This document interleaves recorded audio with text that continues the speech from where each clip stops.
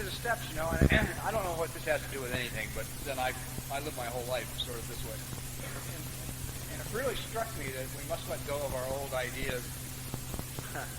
And I thought, if sobriety and life are both daily propositions, then it would tend to follow that when you get up in the morning tomorrow, you let go of any ideas you had today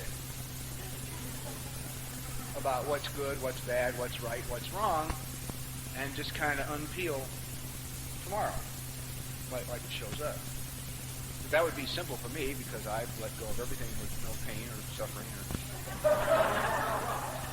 All I have to do is just ask me, and I'll say, "Oh, sure, here," if you have a gun.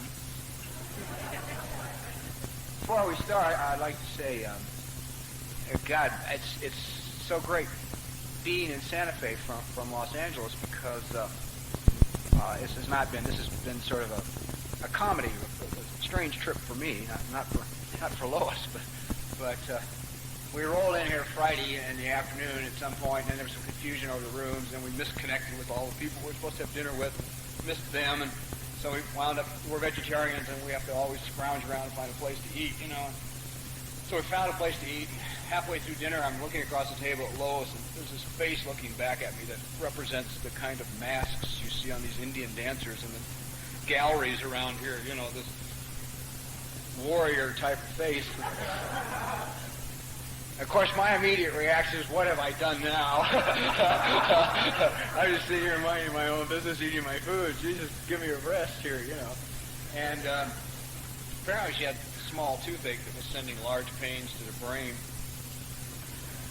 So, you know, that's now Saturday night. Or Friday night, that's, you know, taxi time to the local emergency room to have them give all the diagnosis about the things that they can't do. To help you, and also to give you the number of the emergency dental clinic in Santa Fe, which no one's answering, but they want you to have the number.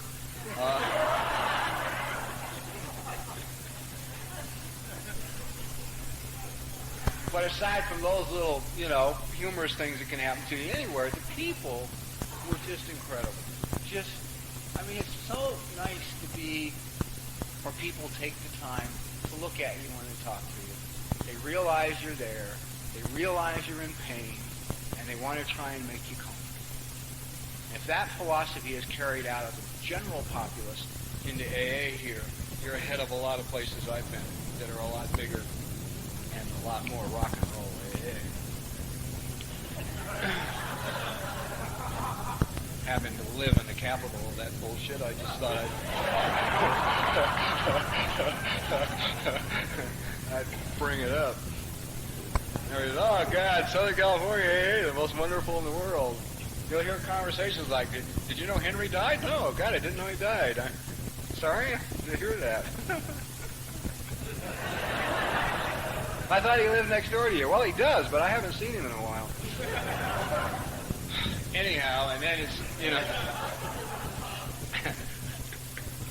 Anyhow, then Saturday morning it's up and, you know, down to the hotel to the concierge to see if they can find a dentist because we still can't get an answer from the emergency telephone. And the hotel rounds up some dentist who comes out on Saturday and we go see him and he realizes that Lois is petrified, terrified. There's somebody who skydived who can't stand the inside of a dentist office. You know, I'll take a dentist, man. I've seen pictures of people, you know, going out on their first skydive. There's a school in the desert in California, and they train you all day, and then they take you up in the afternoon, and they let you jump, and as you go out the door, you're on a static line, and they push you out backwards, and as you go out, they take your picture.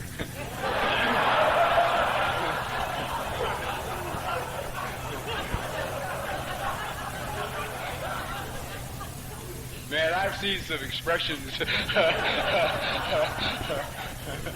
A lot like newcomers, you know, at their first meeting. When somebody says, no, you can't drink again ever.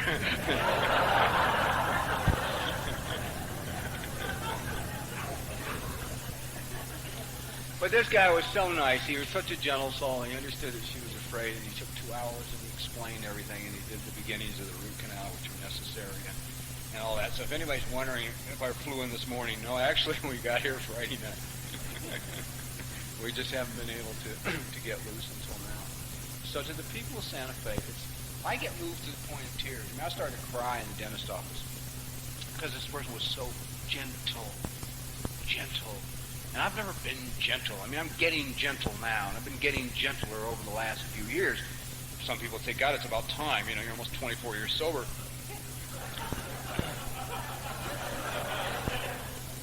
But then I wasn't raised with gentleness in AA. You know, I mean, I didn't grow up with it. And I didn't grow up with it in my home. And I have no yardstick for it. I don't understand it. I was brought up to believe that you're some kind of weak-kneed goddamn sissy if you're kind to somebody. You know, if you don't kick them in the head when they're down, you have grave psychological problems. You know, you're basically chicken shit. So I didn't understand any of that. There weren't a lot of the things available then that are available now to help you find your own gentleness. I love AA. Some people don't think so based on the talks I give now, but that's okay. We all interpret things the way we like to interpret things. It's just that over the last 23 years in recovery, I've learned a lot for me. So what I try and share is what I've learned, because it's become real important to me. And so I've learned that I had a lot of faulty wiring up here when I got here, and I got a big misconception at my very first meeting at Alcoholics Anonymous. Of course I got it from my mind. You'll find as you go through life, all major misconceptions that you live by are coming from your mind, not your neighbors. You wake up with them. Hi, I'm glad you're awake. I want to talk to you about your day. It's not going to be good.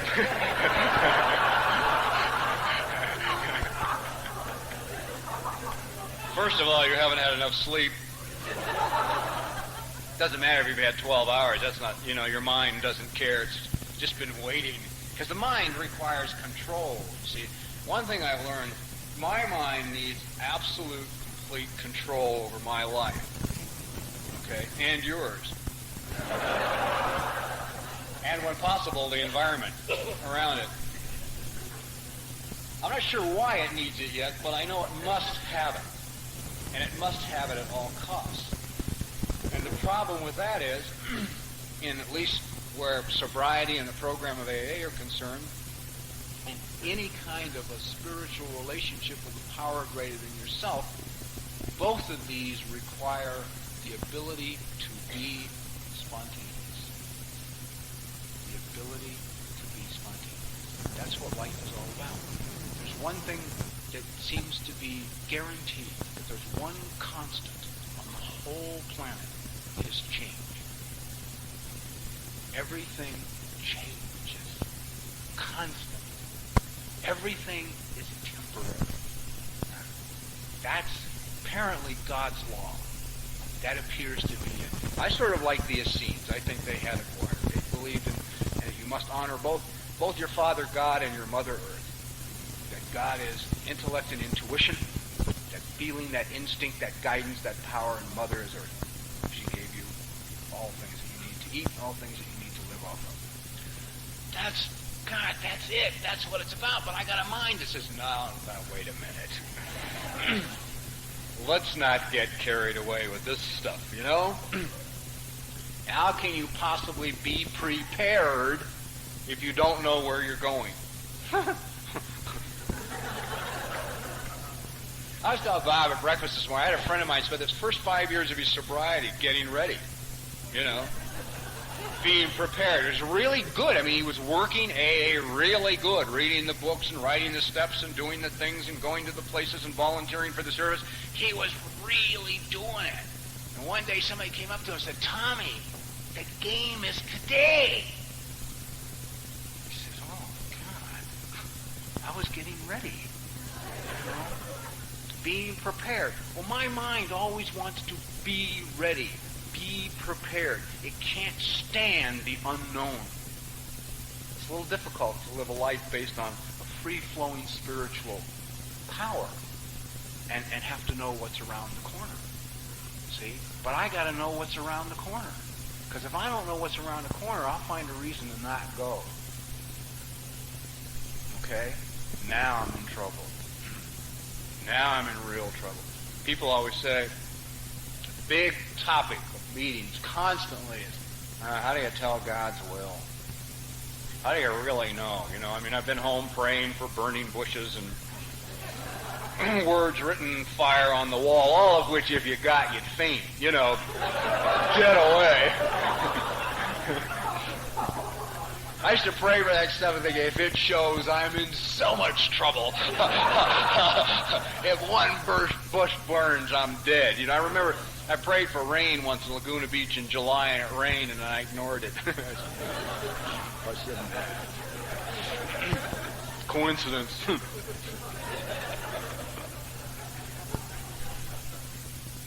But if you want a real simple philosophy, which is about God's will, it's just get up in the morning, leave the house, start moving, and when you hit a wall, turn left.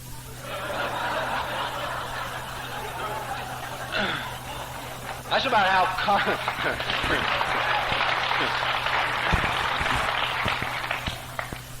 how complicated it is. See? Now your mind, of course, will go right over the edge with a simple philosophy like that, because one of the reasons is there's no space for the mind in that kind of philosophy. You're going off of a deeper guidance system. You're going off the intuition, which if you're like I am, you have ignored all your life. How many times, drinking and using in sobriety, have you been about to do something and down here a little voice has said, "Oh, I don't think so. This is not a good idea." And your mind just said, "Hey, quiet. It's going to be okay. Don't worry about it. No big deal."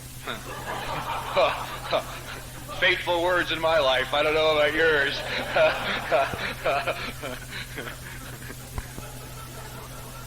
But I find my biggest problem, and the problem of a lot of friends of mine, is I'll get out the door and I'll get bopping along and I'll hit the wall. It's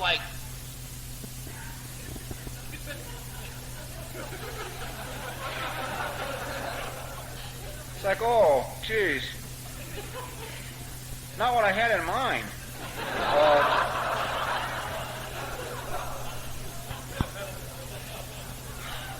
Well, it's not bad, It's,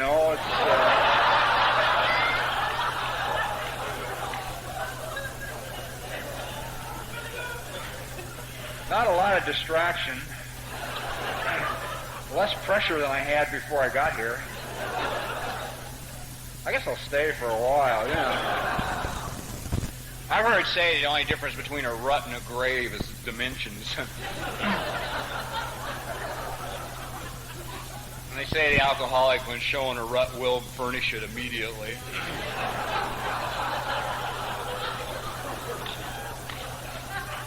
Or if you don't just stand at the wall with your nose buried in it, you'll get back 150 yards and get a running start at it, Then when you crash through it and wind up in this garbage dump on the other side, you say, "God, this isn't what I had in mind." Well, I got to a lot of these problems in my life came from the idea, my very first meeting at AA, because I looked around. I've been living in the streets for months. I weighed 135 pounds. I was almost dead, and I was taken to an AA meeting, which one would think would be considered by anybody other than someone in a state of catatonia a step up in their life. My mind, however, looked around the first AA meeting I ever went to and said, "Oh, this is it. This is the end of the road. It's over here." I looked around the meeting and agreed. I said, "This is it. This is the end of the road. It's over. There's nowhere to go.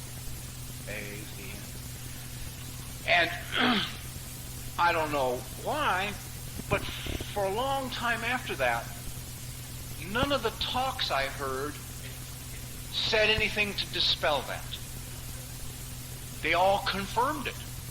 Because everybody I heard talk, even at conventions, particularly at conventions, I'd hear 55 minutes of what it used to be like. A little laughter, a few tears, well-constructed story. Where I drank, what I drank, who I drank it with, if it happened to be important, what happened to me. And 5 minutes left in the talk, the person would say, "And then I got to AA." And it's been wonderful ever since.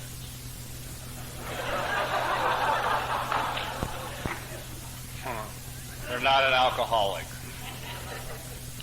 And then they would thank the committee and all the people and all the participants and sit down. So I continued to hold that philosophy. AA is where you come when you can no longer drink or use drugs, and you're not lucky enough to be dead. This is it. And you hang out here until you die. Okay? Creates a lot of problems in recovery. All right? And like I say, I wasn't hearing anything else. I wasn't hearing anybody saying, people weren't jumping up and down and waving their arms and saying, you are about to begin the most incredible adventure of your life. What you have just done when you stuck your hand up as a newcomer is you have crossed the starting line, not the finish line. You know?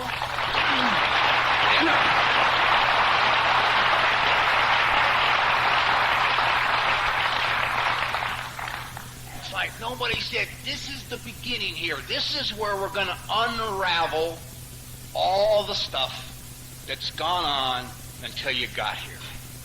And what's going to happen once you get all this stuff unraveled, we're going to return you to what you originally were and what God intended for you to be.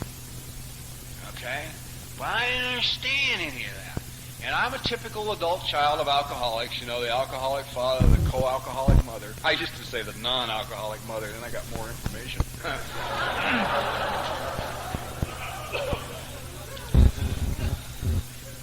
And I came into AA, and like most children of alcoholics, when we arrived in Alcoholics Anonymous, I picked people for my sponsors who I were comfortable with, which means they treated me like shit. I'm not saying that's bad, because I was comfortable, Sit here, dog breath. Okay. Take all them cups to the kitchen. Oh, okay. Put your hand up. They hold it up for you, Don't speak a word for 90 goddamn days, you halfwit. You don't know anything. Oh, okay. Well, that's familiar, It's like you go through the house, the drunk says, who's that? And the wife says, it's your son. Oh, okay.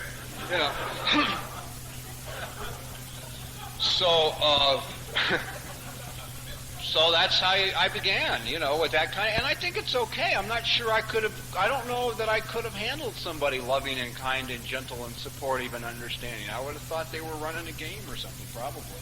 I don't know. I haven't worked that one out yet. That one's still in the part of the process I'm going through. So I'm getting that kind of treatment, and I'm staying sober. And if you're wiped out, if you're new and you've been absolutely destroyed by drugs and alcohol or drugs or whatever, I love the feud going on between NA and AA. That's the funniest goddamn thing in the world,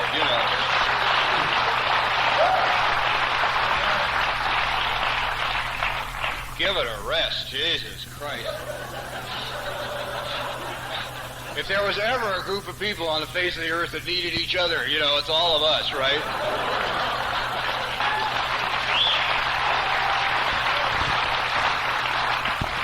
We practically died out there trying to defend our uniqueness. And what do we do when we come in here? I'm not one of them. Then they start off an organization like ACA or ACOA, where it's called someplace for a program for the adult children, and neither AA or Al-Anon wants it, right? Nothing's changed since we were kids. It didn't want us when we were kids. They don't want us now. It's like...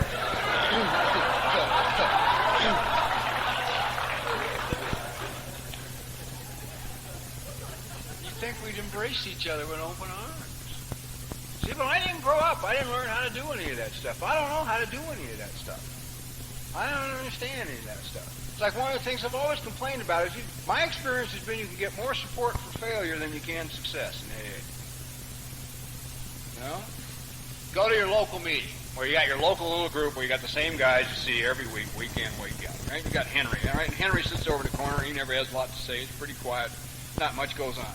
One week, Henry can't wait for his turn to share. He's like, bouncing into the chair. He's so anxious to share.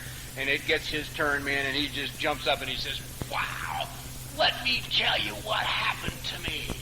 I just got a brand new job today, man. They gave me $50,000 to sign the contract to go to work for this company. They're going to pay me $350,000 this year. The company car's a Rolls Royce, for Christ's sake. That's outside. I'm so excited I can't stand it.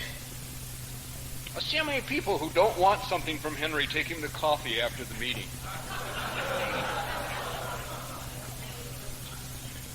Conversely, let Henry come back to the meeting in 6 months, sitting there, sad, dejected, depressed. They say to him, comes his turn, he says, oh, man, wow, the company lost its biggest contracts, and it canceled mine. Everything went, I don't know.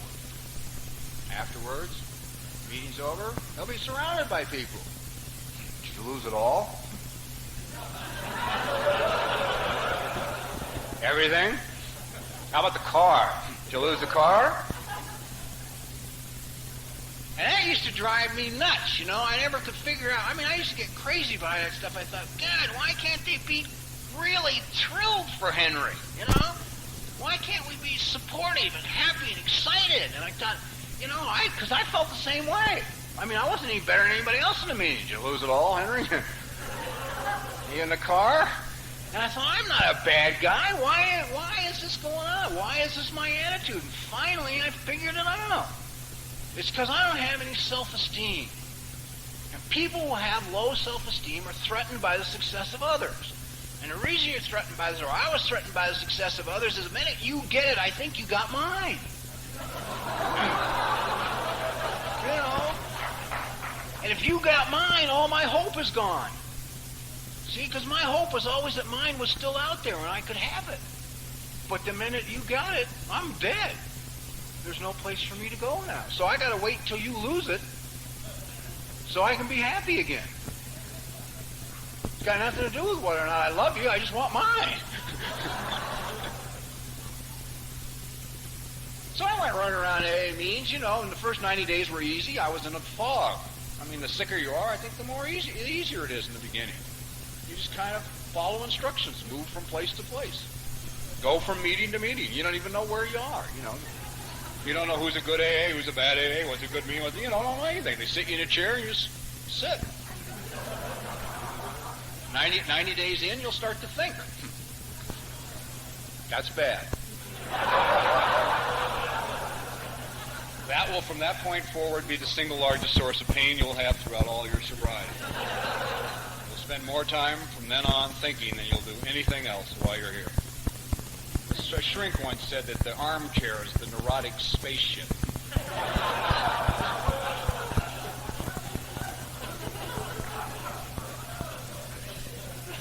You know, you just kind of sit down and leave.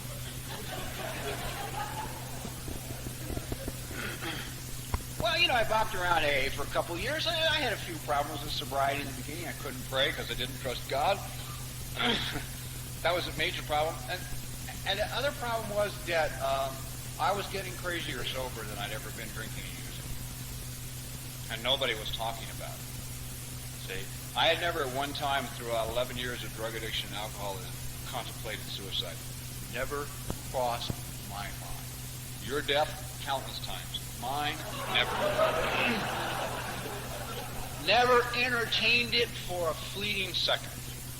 I had to become a hard-working, sober member of AA before suicide became the only alternative that I could think of to life on a daily basis. You know, wake up in the morning, the mind would say it's going to be a terrible day, and another voice would say, well, we could kill ourselves if it gets too bad. And that would be it. And I would go into my day armed like that. And you know, a couple of years into sobriety, it's like, it's getting worse. I'm getting worse, not better. I'm working steps, sponsoring people, going to meetings, going to institutions, doing everything I'm being asked to do, writing inventories. You know, I'm doing all the stuff, and I'm getting crazier by the minute. And I'm sitting in meetings, and everybody's happy, feeling okay, and I'm not feeling okay. And inside here, it's starting to churn, you know? As I start to roll up towards year 3, I'm getting really nuts. What's happening, I realize now, I did not understand then, is what was beginning to transpire inside of me is the feelings were starting to come back. The feelings I had been stuffing since I was 2, 3 years old. You know? And when I couldn't stuff them psychologically, I found drugs and alcohol to stuff them. Now they're coming back. Well, the mind, of course, can't stand feelings because, again, the mind must have control. And feelings can't be controlled. I mean, there's a price to pay for controlling them. Usually death. Premature. Somehow you will bring it about. You know. So, my mind is saying to me, well, this is it. You're almost 3 years sober. You're crazier than you've ever been. You have reached the end of your road. Sobriety is over for you. You are one of those constitutionally incapable, right? And I couldn't say anything to anybody because by the time I was 2.5 years sober, I had created what I call my AA identity, my AA personality, you know. And one thing I knew about, and I wanted to be a good AA, okay? Because you don't throw good AAs away. All right? So I had to be a good AA. And one thing I learned about good AAs is they're always fine. Doesn't matter what just happened in the parking lot, they're fine. You know? Walk into the meeting. Hi, Bill. How are you? I'm fine, thanks. Bill walks away, and then George comes up and says, "You hear about Bill? God, they fired him today and repossessed his car, and his wife left him." Oh, okay, well, Bill's fine, so I guess when that stuff happens to you, you're fine. I see. If you were to cry or scream or yell or complain, you're basically chicken shit. So, I'm fine. So while I'm walking around these AA meetings coming apart on the inside, everybody would walk up to me and say, "Hi, how are you?" "I'm fine, thanks. How are you?" You know? And the other thing about it was the personality was okay because on one hand it saved my life, and on the other hand it was starting to kill me. So I guess this comes back to you must let go of your old ideas. Wake up today and give up whatever the hell it was you clung to so desperately yesterday. Because it was like at one point that personality that I compiled kept me sober. Because I took a little from this speaker and a little from that speaker and a little from this sponsor and a little from that sponsor and a little from this person, and I created this person. And when I pull up to the AA meeting in the parking lot, I get out of the car and I put this person on. Take him into the meeting. Okay? And I was gonna, and it's like, and the crazier I got, and the more upset I became inside, and the more incapable I became of saying anything to anybody about it, the more I heard another speaker talk about control. It's a great topic for us. And it's like, the more control I need. That's a good way for me to tell when I'm in trouble. That's the easiest way for me to tell when I'm in trouble. When I'm showing up at the same meetings, at the same time, parking in the same spot, sitting in the same chair, drinking coffee out of the same cup week after week, I'm over the line. I'm in real trouble because I'm trying real hard not to rock the boat. I don't want to let anything in, because I know if I just let one little thing in, I'm finished. It's going to change my life. See, my head deals in extremes. If you become aware, you're going to wind up living on a small island in the South Pacific alone.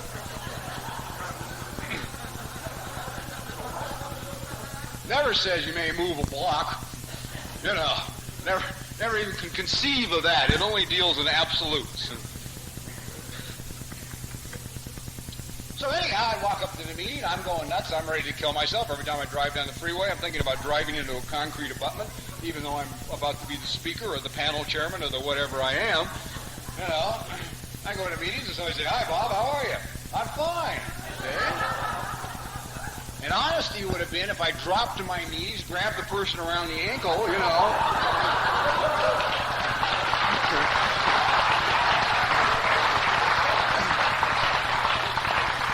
and then maybe just start to sob uncontrollably,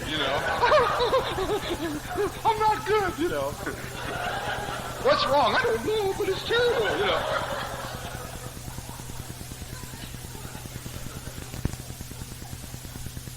But the reason I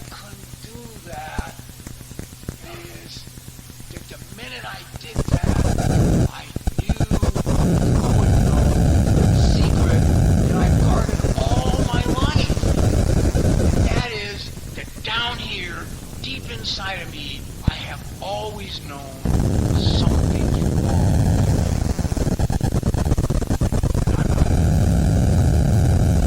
It doesn't matter what situation I'm in. I can be the speaker at a Skid Row mission, or I can be in an executive level meeting at a motion picture studio. I'm not enough.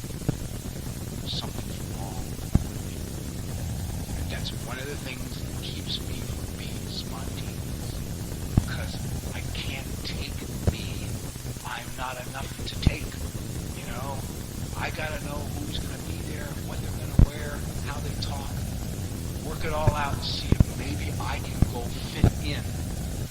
You know? But I can't think about just ego. That's absolutely unacceptable. I remember as a young man, I was reading some scan. I'd be in one place and I would see the wall. And I would stand against that wall and I would watch the people in the room. And I'd watch how they stood, how they talked, how they laughed, how they related to each other. And once I had it figured out how they did it, I would move out into the room and introduce myself. But I would do it like they did it. See? And the tragedy there is that whoever I am, I left them on the wall. I left them on the wall. Because as far as I'm concerned, that person isn't good enough to take into the room. So, I don't know what they teach you here. In Southern California, when you're nuts and 3 years sober, they just tell you to get busier. Sponsor more people. Go to more meetings. Get more panels. You know. Activity. So, I did more activity. 2 months before my 5th birthday in AA, I sat on my bed in my apartment and I wanted to die. I had worked the program to the best of my ability. I had sponsored more people than any one human being has a right to sponsor. I had more panels and more institutions that I didn't want to go to than anybody that I knew. I wanted to die. I did not want to see the sun come up the next day. But if you asked me to be, I wasn't going to. All right, Bob. I'm fine. Thanks. Something's wrong. I'm guarded to die.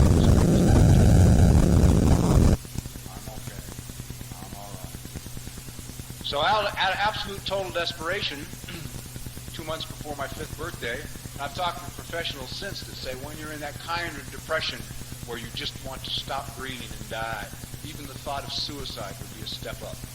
It would be the willingness to take an action would be a level up in the depression. I just want to cease to exist. So out of complete desperation, I screamed at God with all my... I just screamed, because I hadn't been praying. I was very leery of God. My mind had me convinced that it would not be a good thing to talk to God. That God kept score, and we weren't even. And until I became a good guy, there would be no dealing with God. And I somehow had being a good guy equated with a credit application. I don't know how I worked that one out. But in my mind, I had convinced myself that if I could become acceptable to Sears and Roebuck, God would also take me. You know, I don't have, but this is insight into how this works up here, And I listened to it, of course, all those years. I don't listen to it anymore. The only question I ask my mind at all nowadays is, what is your source of information?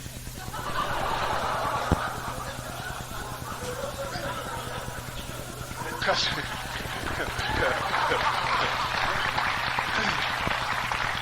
It has a 10th grade education and it's an authority on everything. Medicine, physics, science, weather, meteorology, people, world, it doesn't matter, politics. And the interesting thing about it is it can never agree with itself on anything. I mean, I'll hold two different opinions 5 minutes apart. I went nuts when the boat people started from Vietnam. One day I want to torpedo the boats, The next day I want to go down and adopt 7 children, It was like... So I can have a lot of fun home alone. I don't need anybody around to entertain me, If you really get stressed out, I'll share this one. If you ever really get totally stressed out in the middle of the night, and if you like Those of us who don't want anyone to know that there's anything wrong with us, we are incapable of making phone calls in the middle of the night. We aren't have enough self-worth to raise anyone from their sleep to hear that I have pain. So I won't call. So if you're that kind of person and you have such pain you can't sleep, one thing I did one time was I had a meeting. It was about 3 o'clock by myself at home. I took all the chairs in the house and put them in a circle. I got a big book out and I sat down in the leader's chair. I picked somebody to read chapter 5 and I moved over to that chair.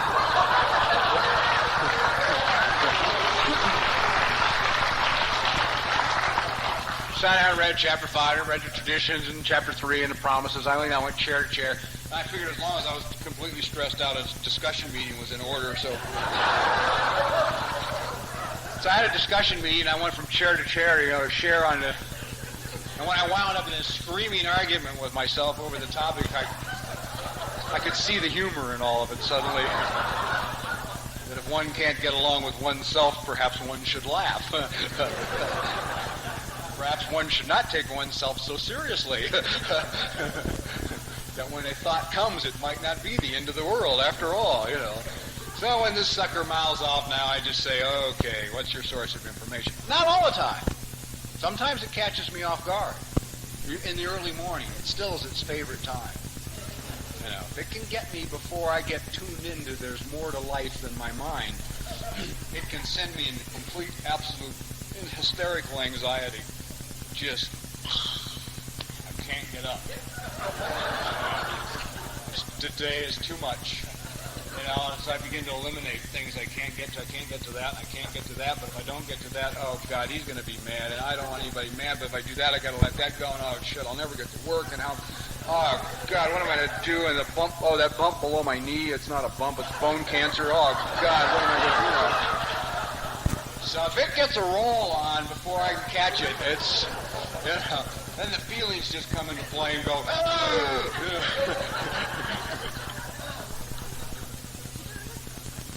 I'm lucky sometimes I look over and one of my teddy bears that was sitting there will remind me it's not such a big deal.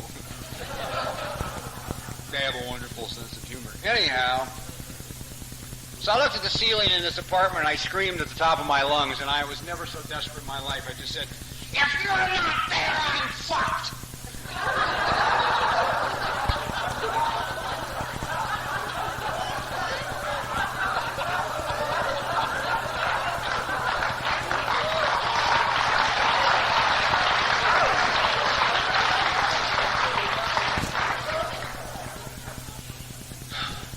See, because I'm thoroughly convinced that every person in this program ever, you're going to reach one day where a decision must be made. And that decision is this. Either there is a God or there isn't a God. Either God is all-loving, all-powerful, all-present, or he's not here. If you make that decision, it's a killer, because it'll change your whole life. Because no longer the material this thing has stored up has no application. Today is a new day. Today is a new day, and there's nothing to be afraid of. God, worry is one of my favorite things. Probably spend more time worrying than anything else I can think of. I love to worry. I like to worry so much that when I forget what I was worrying about, I try and go back and remember what it was.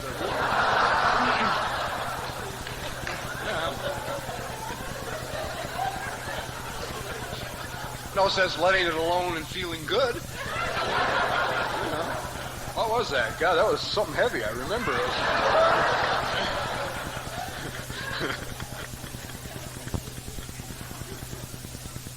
Well, after I said the prayer, I was very nervous. First of all, the language concerned me a lot.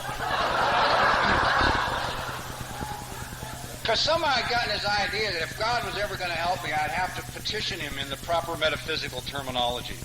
And if I used the wrong words, I'd be finished. And I figured I'd just used the wrong words. And it was over.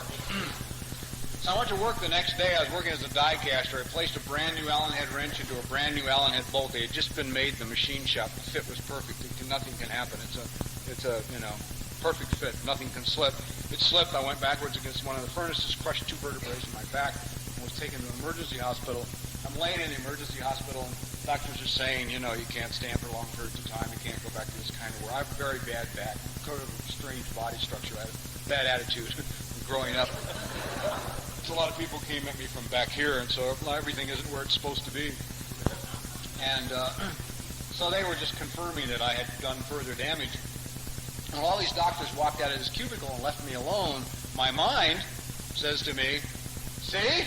Huh? See? You dumb son of a bitch. I've been telling you not to talk to God. Last night you surrendered and today you broke your goddamn back.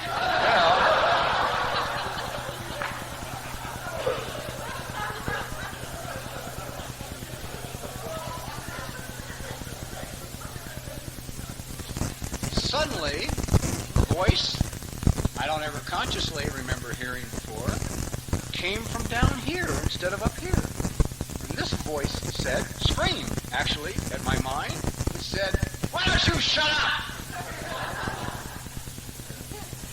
Now suddenly I find myself in the position of a moderator. I got voices here, voices here. I sort of feel like I'm standing in the middle, like, okay, who gets to talk now, So I decide, having listened to this at that point for 31 years, that maybe I'd listen to this. So I decided maybe breaking my back wasn't a bad deal. What do I know? What the hell do I know? I'll share one of those stories real quick. Because my mind works like this. Again, my mind deals in absolutes. It's a story about this little farmer in a village in the mountains in a small European country.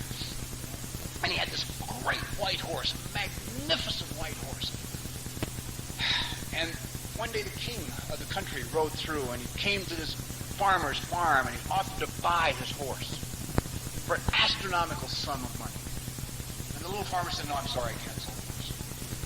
The horse is part of the family. So the king goes away and all the villagers rush out to this little farmer and they say, oh, that's terrible that you didn't sell your horse. You should have sold the horse to the king. The farmer said, oh, I don't know. I just didn't sell the horse. And that night, the horse disappeared.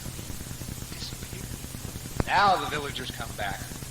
We told you it was a terrible thing that you didn't sell the horse to the king. Now, how awful. He's gone. He's gone. Now you have no horse. No money and no horse. The farmer says, I don't know that it's terrible. I just know that he's gone. About 3 days later, the white horse returns and brings 6 wild horses with him. Right into the corral. Now the villagers rush out again. They say, wow, you were right. It wasn't a bad thing that the horse disappeared. It was a wonderful thing. Look how terrific. He brought you 6 more horses back. You can sell them. The farmer says, I don't know that it's a wonderful thing, but I do know that he's back and he did bring 6 horses with him. So then he takes his only son, the farmer, and he puts the only boy to work riding these horses to break them so he can sell them. And one of the horses throws the boy off and he breaks both of his legs. Now again, the villagers rush out to the farm. And they say, oh, you were right. It wasn't a good thing he came back with all the horses. Now your only son, the boy who helps you, is crippled with both legs broken. It's terrible. The farmer says, oh, I don't know that it's terrible. But I do know that my son has both of his legs broken. A week later, this little tiny country is engaged in war with a massive country on its borders. It's a war they must lose. They cannot win. And the army comes to the countryside, taking all the able-bodied young men to take them to the front to fight and surely die. But they can't take the farmer's son because both of his legs are broken. So one more time, the villagers rush out.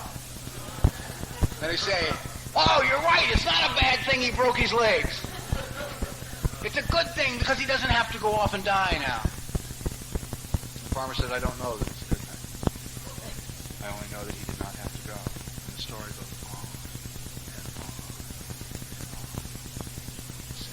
And I do that with my life. My My mind is always there to interpret. So when I break my back, my mind says, that's it. God got you for all the bullshit. You know them sneaky, sleazy things, huh? Right in the vertebrae, boy. Voice down. Okay. Maybe breaking my back isn't a bad deal. Maybe it's okay. Hell, I don't know. You know, by that point I was nuts. I didn't care anymore, you know. You'll find most of your early spiritual surrenders come from that sort of psychological place. You just cease to care. Doesn't matter. I don't care anymore. And as soon as you don't care anymore, it'll work out. Probably why we're supposed to let go of our old ideas on a daily basis. Anyhow, I decide maybe it's a good deal. Maybe it's a good deal. Maybe breaking my back is a good thing. I don't know. So I go about doing all the things put in front of me. Apply for vocational rehabilitation, disability insurance, go to the doctors and physical therapists and get the brace for my back and all that crap. Have a terrible time with voc rehab because I keep coming out different on every aptitude test I take. I kept trying to tell them, man, they thought it was a game. I said, no, you know, one day I like the outdoors, one day I don't. What the hell do you want me to tell you?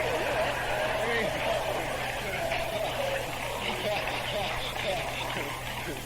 yeah, I said, if you take the guy that likes the outdoors, stick him in a factory, we're going to have a lot of trouble, you know, on the job. So I went through 6 months with them. They couldn't place me. They couldn't figure out what to do with me. They wanted to make me a social worker. They wanted to get me a GED, high school equivalency, and send me to UCLA, get a bachelor's of arts in psychology, and make me a social worker. I said, the Board of Criminal Psychiatry, State of California, said I'm a homicidal social psychopath. I have never seen that as a prerequisite for social work.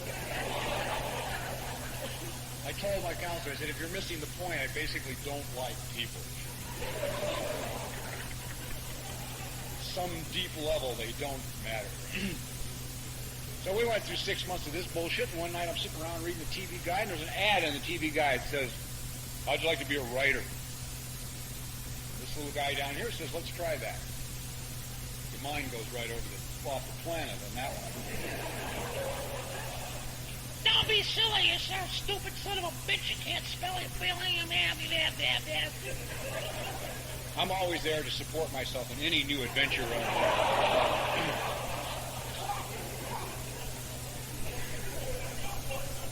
Even your worst enemy won't take the energy to talk you out of taking a risk that will improve your life that you'll take. You'll do it. You don't need any help. If you're like me, you don't. So, I take the ad in, give it to my counselor at vocational rehabilitation. She laughs so hard she almost falls out of her wheelchair. Because she had the facts in a big, thick folder in front of her. She had the facts. The facts were, I am a phonetic speller. I don't care what anybody says. DED is dead. The A is unnecessary and character should be spelled with a K. So anyhow, she knew I'd failed English ever since the 4th grade. She knew they threw me out of high school in the 10th grade. She knew I'd never written as much as a letter to anybody in my life. And that it was really a waste of the state's money to pay for these books for this course. God, however, had worked around the bureaucracy, you see. I'd been on their rolls for 6 months. I was the black mark of the Van Nuys office of voc rehab. I was the only person, not only from July that they hadn't placed, August, September, and October that they had not placed. Me, right? The guy would have paid for basket weaving for me. He didn't care. So, they got me to books. Let me start my writing course. Right? From that point on, the doors just opened. A guy who I'd known 2 years, didn't know what did for a living, was a writer for television. I started writing television after I tried writing short stories because my book said I should write about what I knew about for a medium I was familiar with. So I forget what short story I was trying to write, but it wasn't good, and I hadn't read much, so I went to television. Tried to write a Western, it was terrible. And the book said write about what you know, so I wrote a show for Prime, and I sold it. submitted it and sold it. This guy who helped me with it says, there's a girl who does typing for me. Give it to her. So I gave it to her, and she got done typing and said, I liked it. She said, I don't know if he told you, but I worked for the very show you wrote this for. Would you like me to take it in? See what I mean? Go out the door, you start moving, you hit a wall, you turn around. All the doors open. I didn't have to do anything, call anybody, See, I go nuts the minute I think I got to do it.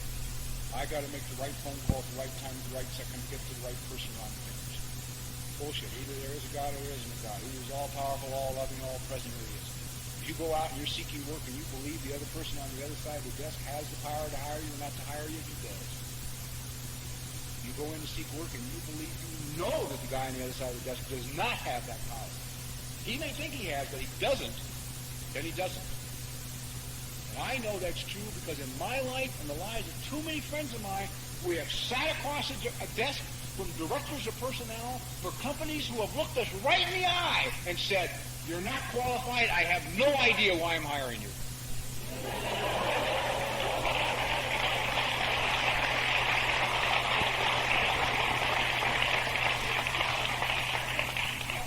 But I'm going to give you a chance.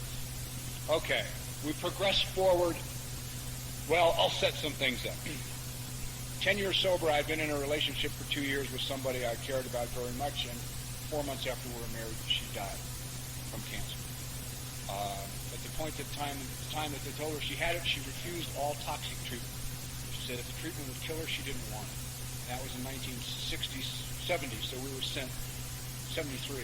So we were sent scurrying to non-toxic treatments in this country and other countries, wherever the treatment was, it wouldn't kill you. And at that point, everybody we connected with, we were both heavy smokers and both voracious meat eaters. And the minute the doctor saw her, the very first things they wanted out of her life, absolutely, completely, without question, were cigarettes and red meat. Now. So after she had passed away one night, I was sitting around a restaurant about a week later, 2 weeks later, with this big steak in front of me, and I said, I don't think I need to eat this anymore. And gave it up. And that was about 13 years ago. So I'd given up eating red meat, and I got off coffee. I used to say I got off caffeine. That was a lie.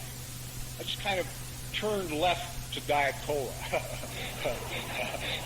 I drink 18 cans of Tab a day, but I didn't drink coffee. Then I get up and have a can of Tab and a cigarette in the morning. I'd have a can of Tab with a bowl of Rice Krispies, for Christ's sake. I thought everybody did. I didn't know that tastes weren't compatible, And even then, with no knowledge, I used to read the can and say, there's nothing in here except the stuff they make paint for the lines and highways out of. I mean, the best quality in this can is water, and it's about 1% of the content of the goddamn can, And I just keep pouring it in anyway. It didn't matter. So I went bopping on down, being a writer, recovering from the death. And when I was about 15 years sober, I was researching a story on suicide. And I was down at Suicide Prevention in Los Angeles. And I'm in this little conference room with the head of Suicide Prevention and the workers. And I take out my Marlboros, put one in, hit the Zippo, and light up. Actually, it wasn't a Zippo. It was a brand new gold-plated super butane electronic, whatever the hell it was, right? Might as well kill yourself with a little style. So I light the cigarette up, and I take a puff off of it, and I look, and there's not an ashtray in the whole goddamn conference room. Now, if you're a good smoker and you're in a room filled with people, there's no ashtrays, you know you are not on friendly ground. So one of the guys says, no, wait, that's okay, I'll get you an ashtray, no problem. Goes into the outer office, slams and bangs drawers and desks and crap, and, sounds like he's remodeling, comes back in with this platter you could put a fish on, right? Puts this platter in front of me, and I sit there trying to be nonchalant, right? Look good. And the guy that was the then head of Suicide Prevention looks at me and says, hey, we have an official opinion on cigarette smoking if you're interested. And this little guy down here before the mind had a chance to get into it says, yeah, what is it? And he said, well, now that all the facts is in, and it's no longer a theory, but scientifically proven, that cigarette smoking of and by itself will take your life. We view it to be a form of covert suicide. We see it to be a little tiny gun with a little tiny bullet.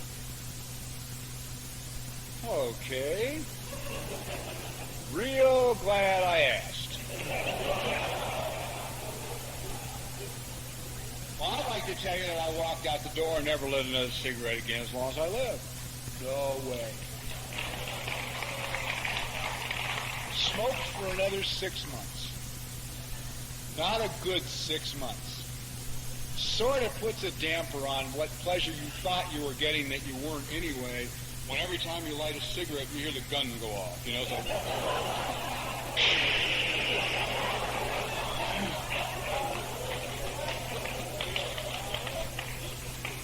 So 6 months later, I'm still, working as a writer. I'm 15 years sober. I give up cigarette smoking. Now a little problem arises in my life. I did not know that tobacco in the United States is cured sugar. My body has now lost a major source of its sugar supply. And it wants sugar. It wants sugar now. It wants a lot of sugar. It wants sugar like the Sesame Street Cookie Monster wants cookies. It will have it immediately. Sugar became like drugs. I'd be sitting quietly in a little condominium in Montecito at 10 minutes 11 at night, knowing there was no ice cream in the house, saying to myself, it's okay. It's not a problem that there's no ice cream in the house tonight because I don't have to have ice cream every night. I can sit here like a perfectly normal human being, wait for the news to come on at 11, have a glass of water, go to bed. 5 minutes of 11, I'm out the door, right? Dead run in the car, 100 miles an hour down Santa Ynez Road into Montecito Village, broadside to a stop in front of 31 Flavors, right? In the door, I go on a dead run, beating the guy who's coming from the other side with the keys, ready to lock up. Get my quart of pralines and cream, my jar of butterscotch topping, and my jar of dry roasted cashew peanuts. Go home, get a bowl. I mean bowl. I don't mean some little chicken shit thing you put cereal in. I mean something used for mixing. And make a sundae.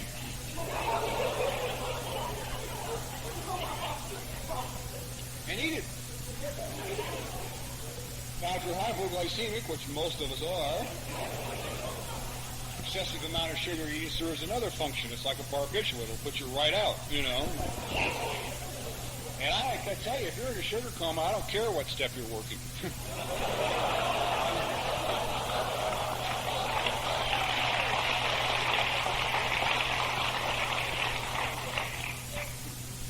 So it was great. I was also in a relationship. The marriage was about to break up, so I didn't have to deal with that because I was in a fog. Like after the Sunday, everything was okay. Just kind of go to sleep on the couch. Well, if you eat that much sugar, another problem arises. Weight. I began to get bigger. About 50 pounds bigger than I am now. It all seemed to settle here for some reason. I forget how big the last... Yeah, I know. It's a bitch, isn't it?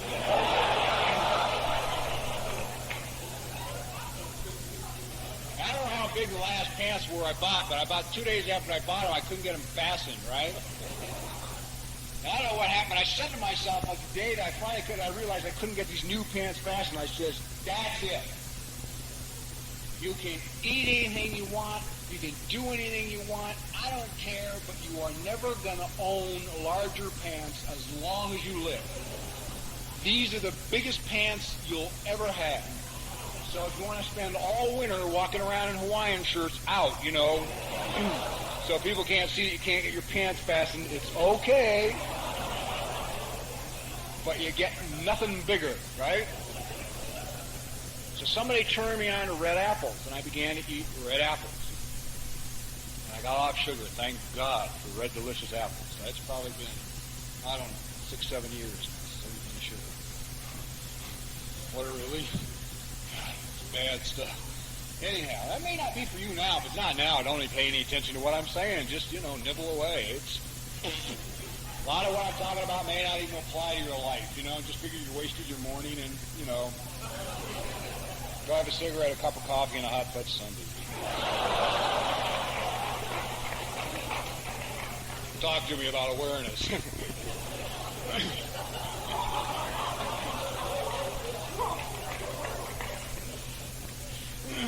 So, I started to lose some of the weight, and I'm going on as a television writer, and I'm making a lot of money, and I'm having a lot of success, and I'm getting a good reputation. And every day when I get in my car and I drive into the studio, I'm afraid. And the reason I'm afraid is because I know something wrong with me. And I know I'm not enough. And I know this is the day they're going to find me out. And I'm not going to be a writer anymore. I'm not going to go to the studios anymore. I don't know what I'm going to do, but my life is over as I know it. That went on for 12 years of a writing career. I never, on any occasion, was able to appreciate what I was doing. I was never able to appreciate it when people told me I had written good stuff. I'd always just be glad they weren't mad. That's all. I couldn't sing or get excited or scream or yell or jump for joy. I was just really glad people weren't mad at me. I rolled into my 17th birthday in Alcoholics Anonymous. I was sitting on the bed.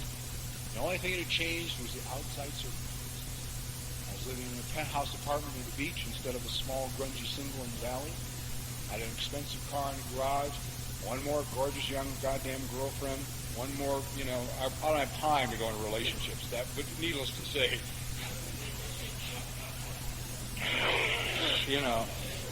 well, when you're not there, it's very hard to have a relationship. It's just they run out of things to do quick. So anyway, I was sitting on the bed in the penthouse, 17 years sober, and I wanted to die. Nothing had changed. I wanted to die. If I could have just stopped breathing that second, I would have accepted it and gone away.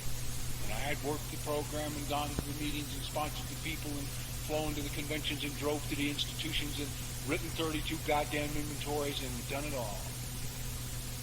A friend said to me, I think you should go see a therapist.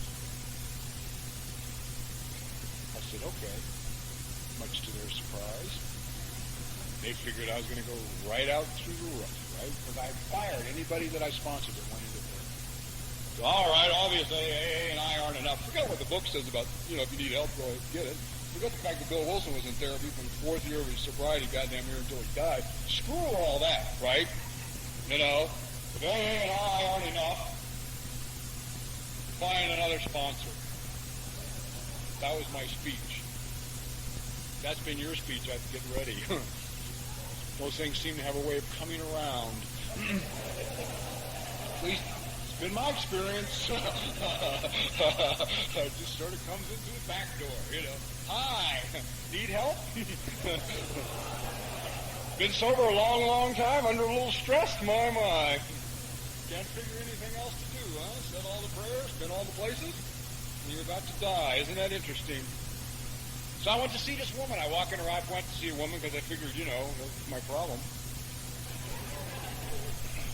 Sat down, this lady looked at me and said, tell me a little bit about yourself. I said, well, when I was 15, they threw me out of Manual Arts. She said, start with your childhood. Tell me a little bit about yourself. I said, well, when I was 15, they threw me out of Manual Arts High School. And I discovered the wonderful world of drugs and alcohol. Spent the next 11 years running the streets, using narcotics, drinking alcohol. 17 years ago, I wandered in the programs of Narcotics Anonymous, Alcoholics Anonymous, and I've been clean and sober ever since. She said, well, wait a minute. I said, start with your childhood. She said, go on.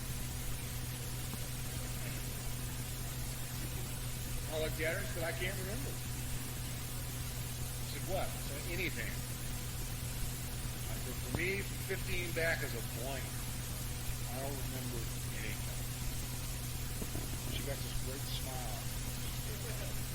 And at the time, I thought it was self-serving.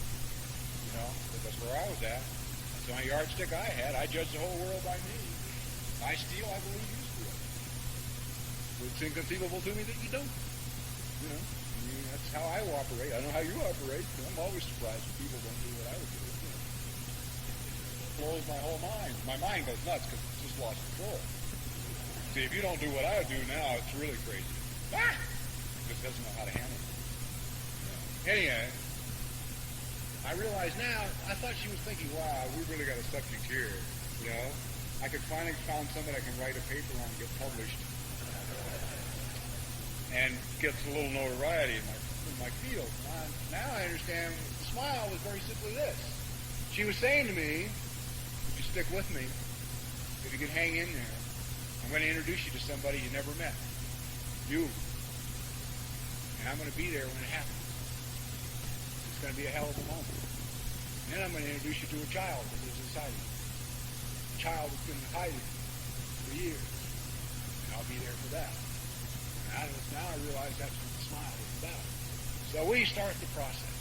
In the interim, now that I'm no longer eating sugar and smoking cigarettes, drinking, by this point I'm also off caffeine, Diet Colas in other words, and not smoking. Some friends of mine said to me, you got to start running, you need to exercise. You know, you got to get out with us and run. So I went out and started running with these guys. And they said, well, we're going to give you a little help. But see, my body is a little strange, and vertebrae have been fused together. My pelvis has been snapped in half and put back together. I've got bones that have been shattered by bullets. Just basically, everything isn't where it's supposed to be. So I have a strange gait when I run. My close friends say they could spot me a mile off in a strange city. They would know it was me going down the road, you know. So they said, look, number one we got to do for you, man, is we got to get your feet going straight.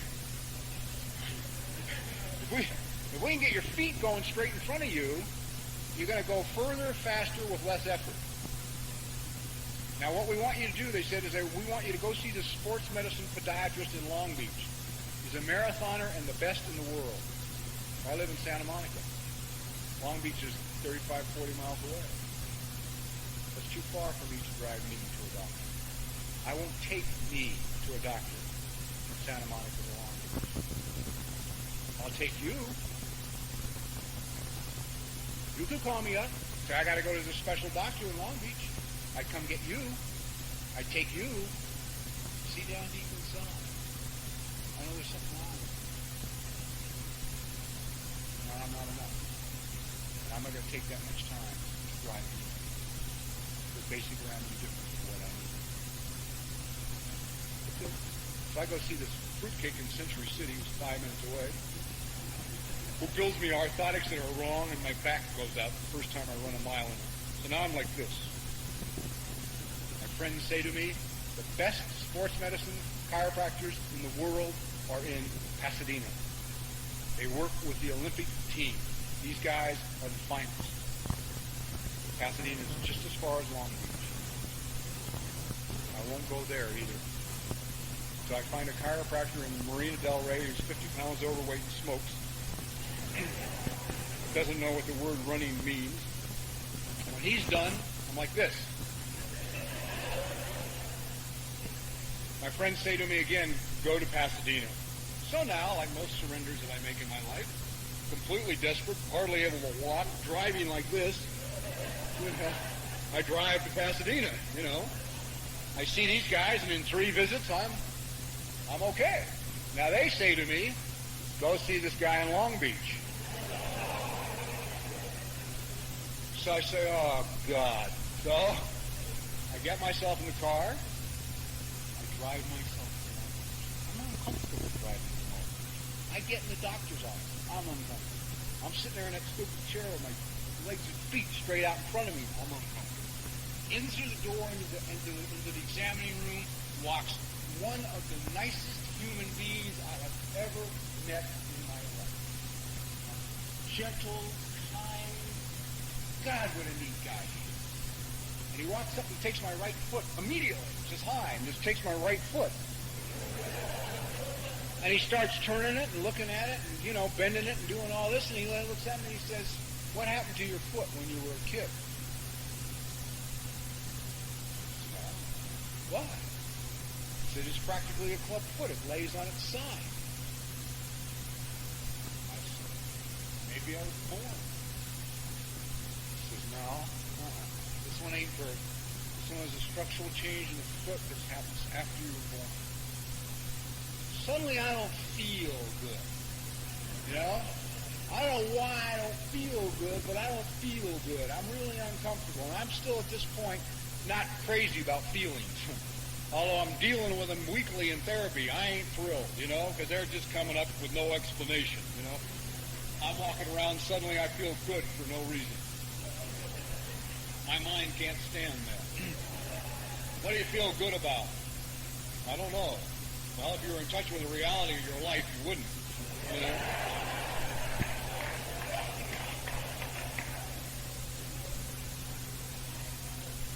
So I leave this doctor's office and I drive home after he finishes his examination, does all the stuff, makes all the casts.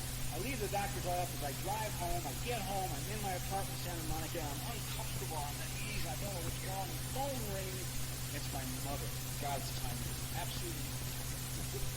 She has just come from hospital. And she's complaining to me on the phone that he hadn't cut her toenails straight. So I said to her, hey, as long as we're on the subject of feet, what happened to mine?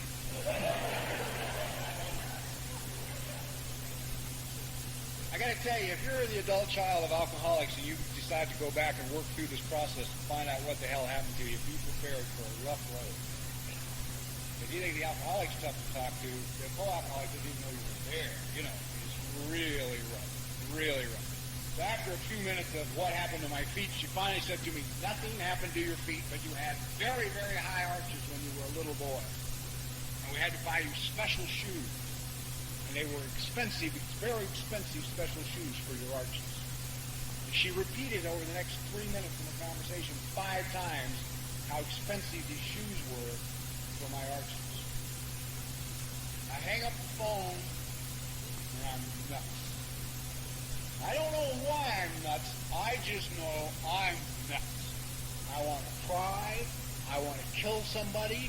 I want to throw up.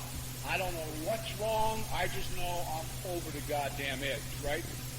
Can't talk to anybody. Pace the apartment all night long. Don't sleep. Up. Next day, go to the therapist. Walk right in her office. She says, hi, how are you? I'm no longer in my fine. I go, yeah! Tell her what's going on. She says, well, why don't we go back and see what we can find? And we went back. We found a little guy, 2.5 years old, long curly hair. He was I have his picture on my TV set to remind me who lives inside of me. So I see this little guy, and he's standing in a hallway in an apartment building in Denver, Colorado, and he's standing in front of his mother, and he's got tears streaming down his face. Pointing to his right foot, and he's explaining to his mother that his right shoe is too small, and it hurts so bad. He's crying. And the mother looks at the little boy, my mother looks at this little boy, and says, shh, not too loud. Your father will hear. So I stopped crying, and I wore the shoe. The next day I called her, that afternoon I called the doctor in Long Beach, and I said to him, I'm wearing a shoe designed for a high arch that's too small, turn the foot over. He said, absolutely, that's probably what did it.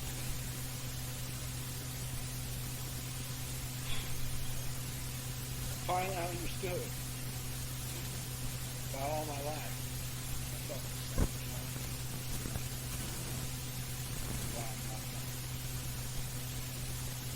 find a pair of shoes for me. You're the two most important people in the whole goddamn planet. That's where I get my self-esteem. That's where I get my self-worth. That's where I got my badge. So that was that. Okay. To summarize all this.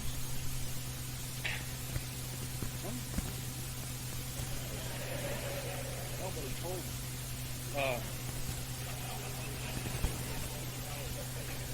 Okay. When I was about 3 months sober, I was walking through an Alcoholics Anonymous meeting with a friend of mine, and I was mumbling to this guy about my dad, what a no good, drunken son of a bitch he was. And a man who wasn't even in the conversation, sitting on the sideline, jumped up and said, hey, enough of that talk. Your parents did the very best job they could with the tools they had. Forgive them. I thought about that for a minute. And intellectually, that makes sense. That's a very logical statement. They did the best job they could with the tools they had. I understand that. So I said, okay, I'll forgive you. Went about my life. I'd go show up for Christmas, family gatherings, sober. About to die. Sit there in a house full of people, nothing had changed. Year after year after year. Same people were drunk, sitting in the same chairs, telling the same stories, the same fat uncle that broke my goddamn electric train when I was 4, you know. Nothing had changed. And I'd go nuts at these family gatherings. Absolutely nuts. I'd sit there finally. The only solution I could come up with was if I had a flamethrower, I could torch the whole goddamn gathering, right? But I had a new voice that spoke to me from AA. It said, oh, you're sick. Thinking thoughts like that, something's terribly wrong with you. Forgive them. They did the best job they did. Well, you know what? That's true. That's true. I mean, if you only got so many tools you can work with. If you need a hammer, you got a screwdriver, you've got a problem. You know? You're not gonna get the job done. That's that simple. You don't have the tools, you don't have the tools. Okay? But I've heard it, the best I've ever heard the whole situation summed up is I was with a girl when she was celebrating her first birthday in AA. And her mother, who was 4 years in AA, had no money, flat broke. Called her on the phone and said, I can't buy you anything for your first birthday. She said, but let me tell you what I want to give you for a birthday present, an AA birthday present. She said, I, your mother, want you to know that I, your mother, am responsible for most of the living problems you have in your life today. I am at fault. She said, but on this your first AA birthday, for your sake, understand you're responsible for the solutions.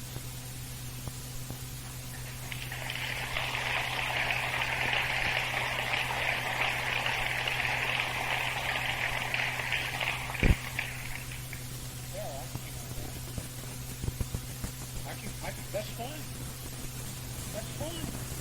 That's perfectly acceptable to me. Okay, my parents did the best job they could do. But I cannot not look at the fact that it was a lousy goddamn job. That it's a job criminally punishable in the courts of law. Okay? So it doesn't make it okay. It's not right. They couldn't have done it differently. It's like John Bradshaw in Texas says, I love the line. Everyone is responsible. No one is to blame. It's that simple. It's just that simple. So this is the process I'm in. Here I am today. I'm 50 years old. I'm almost 24 years sober. I'm in the top 1% in the nation for men my age, for my health and my aerobic capacity and whatever the hell else it is. Also for knee surgery. And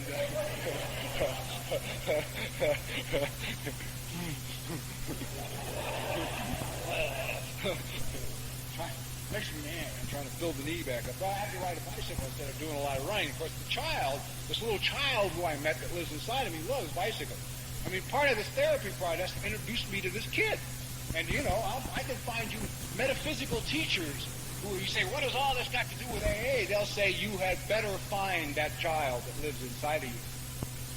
You better meet that little girl or that little boy, for it is through that child God will speak to you. And only through that child.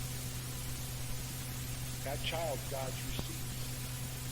See, because the intuition of the child is perfect. Undamaged. Ever watch children? Intuition is fine. It's fine. It needs no help. Go to a family gathering. Watch little Sammy. Little Sammy will start walking across the room towards Uncle Billy. He'll get about here.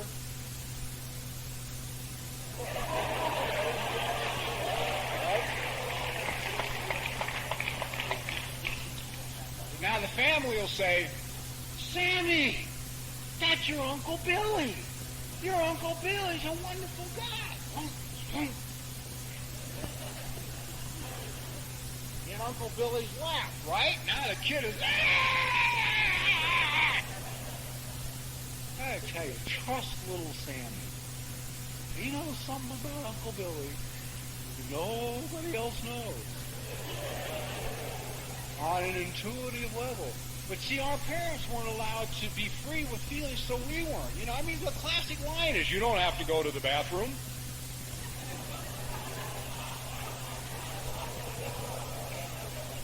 Poor goddamn kid stands there and goes, oh, Christ. Yeah? So, you know, you don't trust your feelings a lot if you get that stuff. You can't cry if you're a guy growing up in a house with an alcoholic father. He'll beat your brains in. So you learn not to cry. I mean, all the women in AA complain about all the men in AA. You guys aren't in touch with your feelings. Oh, guess why? You know, every time I laughed or cried, somebody kicked my ass, you know. So I've learned to get down to a little smaller frame here, you know. I can't operate on such a vast scope, you know. Anyhow, I'm in great shape. I love life. And you know what happens today that's really kind of nice? As I walk by a mirror, I see myself out of the corner of my eye. I smile. I smile. Most of the time today, I'm not. Some days I'm not. Some days I'm as panicked and as scared and as frightened and as insecure and unable to turn left. You know, just having the knowledge and the tools don't change it, you know. Makes it worse. Why are you standing here now? You know you shouldn't be standing here. You know exactly what you're doing. Move. I don't want to move, you know. I'm not going to move till pain gets greater, you know.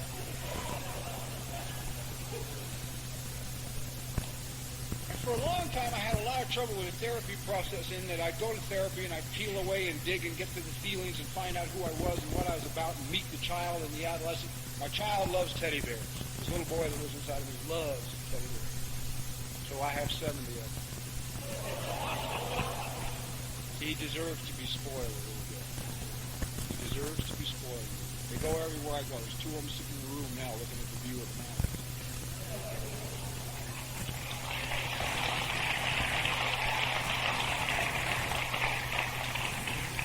My adolescent, of course, who has to look cool, he can't stand teddy bears, particularly in public. If we take one of the bigger ones on an airplane with us and give him a seat, the adolescent goes nuts. You can't put a teddy bear in the seat, goddamn! Put him in the baggage compartment where he belongs, you know. You look stupid with the bear in the seat. Okay, great. Oh, we're running out of tape. Wow, Ed.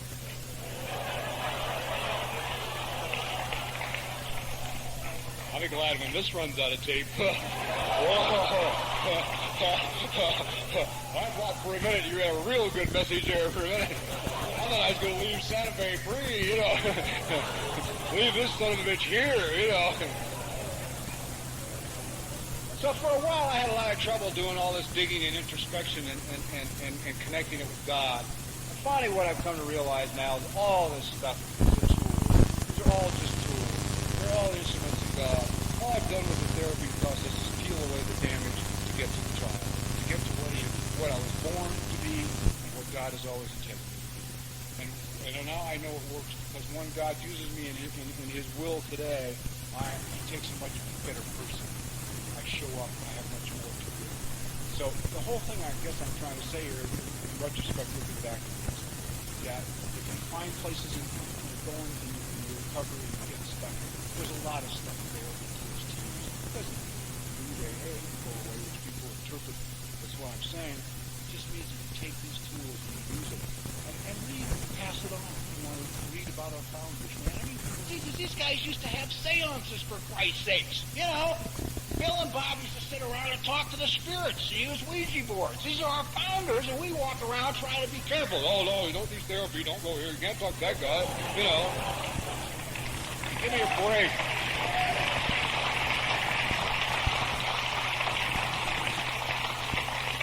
I am absolutely, totally, thoroughly convinced beyond a shadow of a doubt that Bill Wilson and Dr. Bob were alive today, and they founded AA today, this Sunday, for the very first time ever in the history of mankind. Therapy, nutrition, and exercise would be integral parts of this program.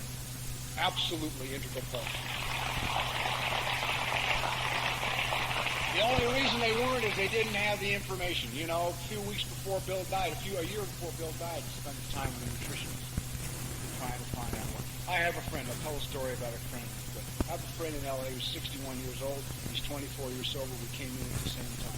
About 5.5 years ago, they said to Fred, they said, "You got cancer. Goodbye. This is it." And he said, "No. He'd given up smoking a couple years before. He'd already started to exercise a little bit. Then he changed his goddamn life. He overhauled it all. He overhauled the eating. He overhauled the exercise. He changed it all, man. He just let it all go. He just realized that maybe all his old ideas were wrong, and he picked up all the new information he could get his hands on nutrition and mental health, on nutrition and healing, and on exercise and healing, and everything.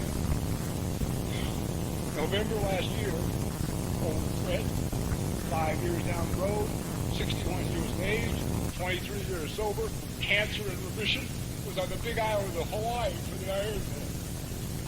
Okay?